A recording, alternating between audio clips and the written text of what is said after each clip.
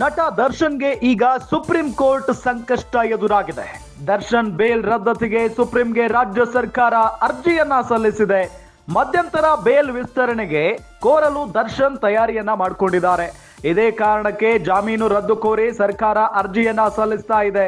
ರೇಣುಕಾಸ್ವಾಮಿ ಕೊಲೆ ಪ್ರಕರಣದಲ್ಲಿ ದರ್ಶನ್ಗೆ ಮಧ್ಯಂತರ ಬೇಲ್, ಕೆಲವೇ ದಿನಗಳಲ್ಲಿ ಮುಗಿಯಲಿರೋ ದರ್ಶನ್ ಜಾಮೀನು ಅರ್ಜಿ ವಿಚಾರಣೆ, ಮತ್ತೊಮ್ಮೆ ಮಧ್ಯಂತರ ಬೇಲ್ ವಿಸ್ತರಣೆಗೆ ಕೋರಿಕೆ ಸಲ್ಲಿಸಲು ನಟ ತಯಾರಿಯನ್ನ ಮಾಡಿಕೊಂಡಿದ್ದಾರೆ. ಬೆಂಗಳೂರಿನ ಬಿಜಿಎಸ್ ಆಸ್ಪತ್ರೆಯಲ್ಲಿ ನಟ ದರ್ಶನ್ಗೆ ಚಿಕಿತ್ಸೆಯನ್ನ ನೀಡಲಾಗ್ತಾ ಇದೆ. ಬೆನ್ನು ನೋವಿನಿಂದ ಬಳಲ್ತಾ ಇದ್ದಾರೆ ನಟ ದರ್ಶನ್. ಮಧ್ಯಂತರ ಜಾಮೀನು ನೀಡದಂತೆ ರಾಜ್ಯ ಸರ್ಕಾರ ಸುಪ್ರೀಂ ಕೋರ್ಟ್ಗೆ ಅರ್ಜಿಯನ್ನ ಸಲ್ಲಿಸಿದೆ. ಡಿಸೆಂಬರ್ 6 ಅಥವಾ 9ಕ್ಕೆ ಅರ್ಜಿ ವಿಚಾರಣೆಗೆ ಬರುವ ಸಾಧ್ಯತೆ ಇದೆ. ಸುಪ್ರೀಂ ಕೋರ್ಟ್ನಲ್ಲಿ ನಟ ದರ್ಶನ್ಗೆ ಬೇಲ್ಗೆ ಬ್ರೇಕ್ ಬೀಳುತ್ತಾ ಅನ್ನೋದು ಈಗಿರುವಂತ ಕುತೂಹಲದ ಪ್ರಶ್ನೆ. ಗಮನಿಸ್ತಾ ಇದ್ದೀವಿ, ಈಗಾಗಲೇ ಅರ್ಜಿ ವಿಚಾರಣೆ ನಡೀತಾ ಇದೆ. ರೆಗ್ಯುಲರ್ ಬೇಲ್ಗಾಗಿ ಹೋರಾಟವನ್ನ ನಡೆಸ್ತಾ ಇದ್ದಾರೆ ದರ್ಶನ್ ಮತ್ತು ದರ್ಶನ್ ಪರ ವಕೀಲರು ಸಿ.ವಿ. ನಾಗೇಶ್ ಅವರು. ಅದರಲ್ಲೂ ವಾದ ಪ್ರತಿವಾದವನ್ನ ನಾವು ಗಮನಿಸಿದಂತಹ ಸಂದರ್ಭದಲ್ಲಿ, ಬಹಳ ಪ್ರಮುಖವಾಗಿ ಸಿ.ವಿ. ನಾಗೇಶ್ ಅವರ ವಾದವನ್ನ ಗಮನಿಸಿದಂತಹ ಸಂದರ್ಭದಲ್ಲಿ ದರ್ಶನ್ ಅವರ ಪಾತ್ರ ಏನೂ ಇಲ್ಲ ಈ ಪ್ರಕರಣದಲ್ಲಿ. ಸುಮ್ಮನೆ ಅವರ ಮೇಲೆ ಕೇಸ್ಗಳನ್ನ ಹಾಕಿದ್ದಾರೆ ಮತ್ತು ಸೆಕ್ಷನ್ಗಳನ್ನ ಹಾಕಿದ್ದಾರೆ. ಜೊತೆಗೆ ಈ ಚಾರ್ಜ್ ಶೀಟ್ ನಾವು ಗಮನಿಸ್ತಾ ಇದ್ರೆ ಸಾಕಷ್ಟು ಲೋಪದೋಷಗಳಿದಾವೆ. ಇಷ್ಟು ಲೋಪದೋಷಗಳಿರುವಂತಹ ಚಾರ್ಜ್ ಶೀಟ್ ಅನ್ನ ನಾನು ನೋಡೇ ಇಲ್ಲ. ಈ ಚಾರ್ಜ್ ಶೀಟ್ ನೋಡ್ತಾ ಇದ್ರೆ ಗೊತ್ತಾಗುತ್ತೆ ಇವರು ಎಷ್ಟರ ಮಟ್ಟಿಗೆ ತನಿಖೆಯನ್ನ ನಡೆಸಿದ್ದಾರೆ ಮತ್ತು ತನಿಖೆ ಎಷ್ಟರ ಮಟ್ಟಿಗೆ ಸತ್ಯಾಸತ್ಯತೆಯಿಂದ ನಡೆದಿದೆ ಅನ್ನೋದು ಗೊತ್ತಾಗುತ್ತೆ ಅನ್ನೋ ನಿಟ್ಟಿನಲ್ಲಿ ಪೊಲೀಸರ ಮೇಲಿನೇ ನೇರವಾಗಿ ಆರೋಪವನ್ನ ಮಾಡಿದ್ರು ಸಿ.ವಿ. ನಾಗೇಶ್ ಅವರು.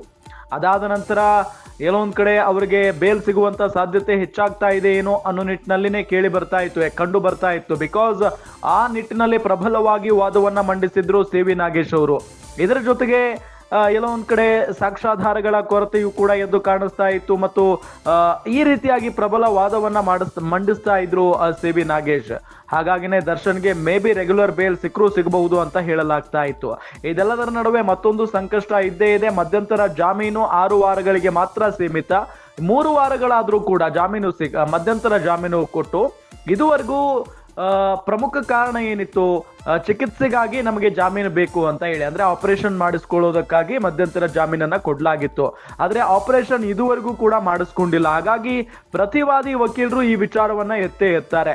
ಇದೆಲ್ಲದರ ನಡುವೆ ಈಗ ಸರ್ಕಾರವು ಕೂಡ ದರ್ಶನ್ಗೆ ಶಾಕ್ ಕೊಟ್ಟಿದೆ. ದರ್ಶನ್ ಬೇಲ್ ರದ್ದತಿಗೆ ಸುಪ್ರೀಂ ಕೋರ್ಟ್ಗೆ ರಾಜ್ಯ ಸರ್ಕಾರ ಅರ್ಜಿಯನ್ನ ಸಲ್ಲಿಸಿದೆ. ಮಧ್ಯಂತರ ಬೇಲ್ ವಿಸ್ತರಣೆಗೆ ಕೋರಲು ದರ್ಶನ್ ತಯಾರಿಯನ್ನ ಮಾಡ್ಕೊಳ್ತಾ ಇದ್ದಾರೆ. ಇದೇ ಕಾರಣಕ್ಕೆ ಜಾಮೀನು ರದ್ದು ಕೋರಿ ಸರ್ಕಾರ ಅರ್ಜಿಯನ್ನ ಸಲ್ಲಿಸಿರೋದು. ಒಟ್ಟಾರೆ ಕೆಲವೇ ದಿನಗಳಲ್ಲಿ ದರ್ಶನ್ ಜಾಮೀನು ಅರ್ಜಿ ವಿಚಾರಣೆ ಮುಗಿಯುತ್ತೆ. ಮತ್ತೊಮ್ಮೆ ಮಧ್ಯಂತರ ಬೇಲ್ ವಿಸ್ತರಣೆಗೆ ಕೋರಿಕೆ ಸಲ್ಲಿಸುವುದಕ್ಕೆ ನಟ ದರ್ಶನ್ ತಯಾರಿಯನ್ನ ಮಾಡ್ಕೊಳ್ತಾ ಇದ್ದಾರೆ.